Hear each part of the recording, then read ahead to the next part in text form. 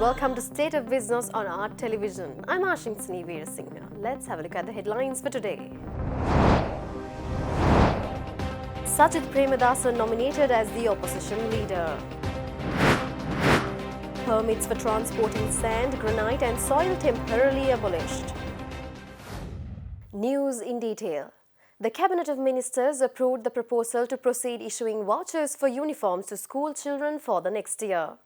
Meanwhile, during the media briefing held to announce Cabinet decisions this morning, Cabinet co-spokesperson Minister Dr. Bandula Gunawardena stated that the Cabinet of Ministers has also decided to abolish the permits for the transport of sand, granite and soil for a period of 1 week. The Cabinet of Ministers met yesterday and the weekly Cabinet media was held this morning at the Department of Government Information and attended by the co-Cabinet spokesmen, Minister Dr. Bandula Gunawardena and Minister Dr. Ramesh Pathirana. Addressing the media briefing, Minister Dr. Bandula Gunawardena said the prices of goods will be reduced in near future due to the tax concessions. The Gazette notification announcing subjects and institutions coming under each minister will be issued over the next couple of days, he further noted. Meanwhile, it was mentioned that the Cabinet of Ministers has decided to abolish the permits for the transport of sand, granite and soil in order to uplift the construction industry of the country. Minister Gunawardena further highlighted that many workers on the construction industry, especially those in Vennappua and Dankotua areas, have told President Gotabaya Rajapaksa that they face issues when transporting soil, granite and sand.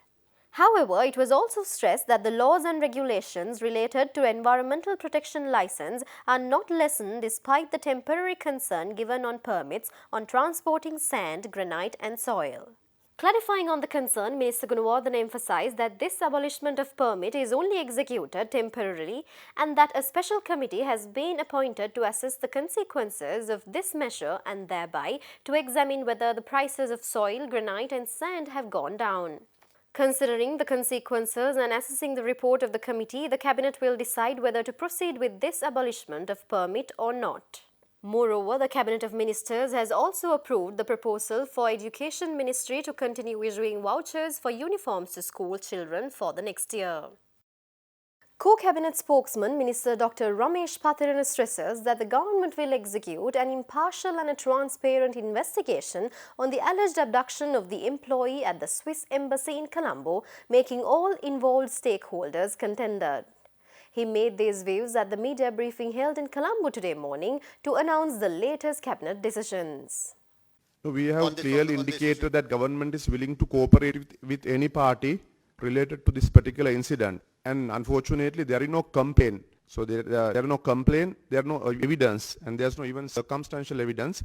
So government has reassured the safety of the alleged victim, and also we have requested them to come forward and make a statement for which they are not complying with. So we are willing to, we reassure the international community and also any party related to this particular incident that we assure the guarantee, we want their cooperation, and we want to ensure that there is a inquiry which is very transparent. We believe that this is an attempt to bring Sri Lanka to disrepute. So we ensure that we carry out a very impartial investigation to ensure that all the stakeholders are happy at the end of the day. It seems she has fled the country. Well, we don't know. As much as we know, that she has not fled the country, but government has, the sanctions her, traveling. So we hope that as much as I know that she has not fled the country, she is still in the country. So it's good that if she comes forward and, gives whatever the evidence she has. Meanwhile, the Foreign Ministry states that the employee of Swiss Embassy who was alleged abducted should immediately make a statement on the incident. Speaking further on the diverse issues related to the ministry last evening, Foreign Minister Dinesh Gunawardena states that this is another attempt to tarnish the political leadership of the country. Most of the matters mentioned by the embassy and the officials have been properly checked by the police, and we feel, and we have explained to the ambassador, that they have very little truth in the main allegation. That is the situation. But if any citizen of the country wants to leave the country on holiday or on visa, they have to follow the procedure, and the legal process has taken place. There have been application in order to get a statement from this so-called victim Attorney General has made an application to court. The court gave all the allowing a statement to be recorded, and until then to prevent the so-called complainant to be leaving the country. So that is the situation at the moment, and we feel this is all another step of misinformation, spreading falsehood, throwing mud at the political leadership of our country. Just before elections, the same thing in different form was campaigned. The country rejected it. Meanwhile, he was questioned by the media as to whether the Swiss authorities had provided any medical reports on the alleged employee's condition. Secretary to the Media of Foreign Affairs Ravinatha Aryasinghe said the ministry was informed that a doctor in Switzerland had done a visual examination of the person through a video link-up. On Sunday, there is a report given by a doctor in Switzerland who has on video link examined the so-called patient and has made some observations in it. No, local doctor has not seen them. We are not aware, we have not been presented any evidence of any local doctor. Stay tuned for more news after this short break.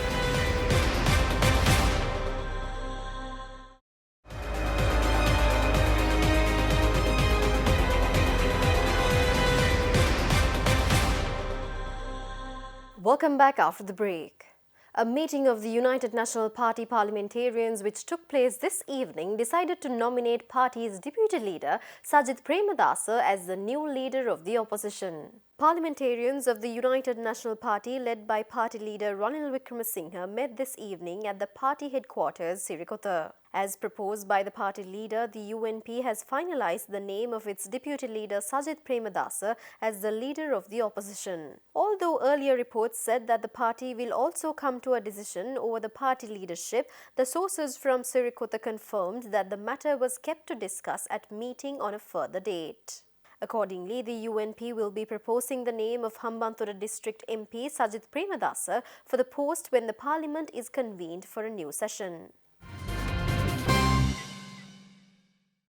Nuwara Eliya District UNP parliamentarian Navin Dissanayake says that the opposition eagerly watching the ways and means of the government to keep the promises given by them during the election period.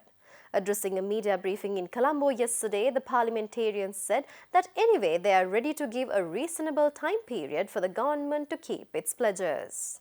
UNP's another prospectus parliamentarian Navin Dissanayake addressed the media yesterday at Sirikotha premises and dismissed the spreading rumours that some of the known politicians will not be allowed to contest the upcoming general election. Clarifying the rumours, he said that any politician found guilty before a court and ones who refuse to contest due to their age will be listed out and others will be allowed to contest. The parliamentarian also spoke about their expectations over the new government led by President Gotabaya Rajapaksa. එක්සත් ජාතික පක්ෂය බලාගෙන සිටිනවා ආණ්ඩුවේ ක්‍රියාකාරකම් ගැන. UNP is watching at the activities by the new government. Government must keep its all pledges. We will be giving them enough time to fulfill their promises. Especially, we know the reduction of tax will create a huge deficit in the economy. Therefore, we are monitoring how the government is going to cover it up. We need to know what the government's magic is. But at the same time, we respect the government if it brings benefit for the general public. We do not hesitate to salute the government if it really brings down the cost of living in the country. විශේෂයෙන් වැට්පත් අඩු කිරීමෙන් ජනතාවගේ ජීවන බර අඩු වෙනවා නම් අපි ඒකට අපගේ ප්‍රශංසාව මේ අවස්ථාවේ ප්‍රකාශ කරන්න කැමතියි. World Bank's chief economist for South Asia, Hans Timmer, says one common issue in South Asian countries is that they have a crony capitalism, which means a relatively small group enjoys a preferential position, leading the informal sector to grow than the formal sector. He made these observations at a recent public talk in Colombo. There is a problem that in the last year I encountered. It's not completely unique for South Asia, but it is, for me, pretty obvious in most of the countries. And that is what I call an economy that is very much based on what we as economists call insider-outsider policies. Others would call it elite capture, sometimes it's called crony capitalism, but what you see is that in most countries, a relatively small group of society has created a preferential position. That is true for workers in the government, workers in the formal sector. It is also true for companies that have created a very shielded position. And you only can create that by keeping that group very small. That's why the formal sector is very small in most South Asian economies. And as a result, that's the consequence of that. There are a lot of outsiders, or the informal sector is very large. Tourist arrivals in November decreased to 9.5%, and in the first 11 months it went down by 19.6% compared to the last year. According to data released by the Sri Lanka Tourism Development Authority yesterday, November arrivals were 176,984 against 195,582 in 2018. Tourist arrivals in the cumulative 11 months were almost 1.7 million compared to 2.08 million in the corresponding period of last year. Earlier, the SLTDA revised the annual projection to 1.9 million from the previous forecast of 2.1 million under the previous regime. But the data analyst said that Sri Lanka will not be able to even reach its most recently revised target for this year. Sri Lanka initially planned for 2.5 million tourist arrivals, but after the Easter Sunday terror attacks, the SLTDA revised the target in August, stating that it hoped to get around 2 to 2.1 million tourists compared to the 2.3 million visitors recorded in 2018, representing a 10% decline in arrivals. The Ceylon Chamber of Commerce states that it is optimistic that the revisions in taxes and levies announced by the government will stimulate the economy. Chamber is also in the view that the slew of tax proposals put forward as part of the stimulus package will revive economic growth and activity in the short term. Issuing a statement yesterday, the Ceylon Chamber of Commerce further noted that its expectation is that the recent statements by the government in curtailing non-priority public spending and the constrained approach to ministerial portfolios signals the seriousness of the efforts by government to manage the fiscal deficits. Commending government's focus on improving the profitability of state-owned enterprises, commencing with the establishment of a committee to select competent leadership for these state institutions, Chamber points out that the application of best practice management and financial discipline to source was a key recommendation within the Ceylon Chamber's Sri Lanka Economic Acceleration Framework 2020 to 2025. Moreover, the Chamber stresses that in order to have the fiscal stimulus sustained over the medium and long term, government's focus on continuing progressive reforms on several key agendas, including but not limited to those related to local and foreign investment, is required within the expansion of exports and productivity enhancements in the public sector. As espoused in Chamber's Sri Lanka Economic Acceleration Framework 2020 to 2025, the Chamber expects an environment of policy consistency and evidence-based decision-making which will provide a foundation for sustainable growth acceleration. Stay tuned for stock updates after this short break.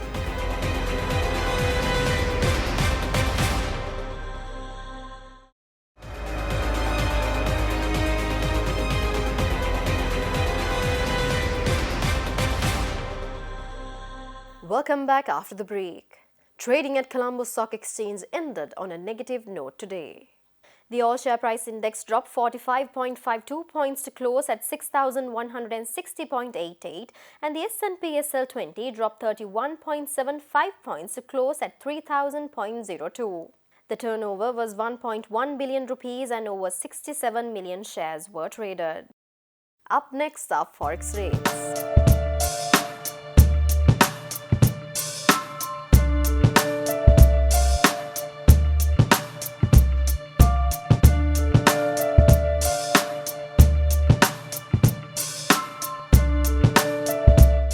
That's all the news for today. Join us tomorrow at the same time. Until then, take care. Good night.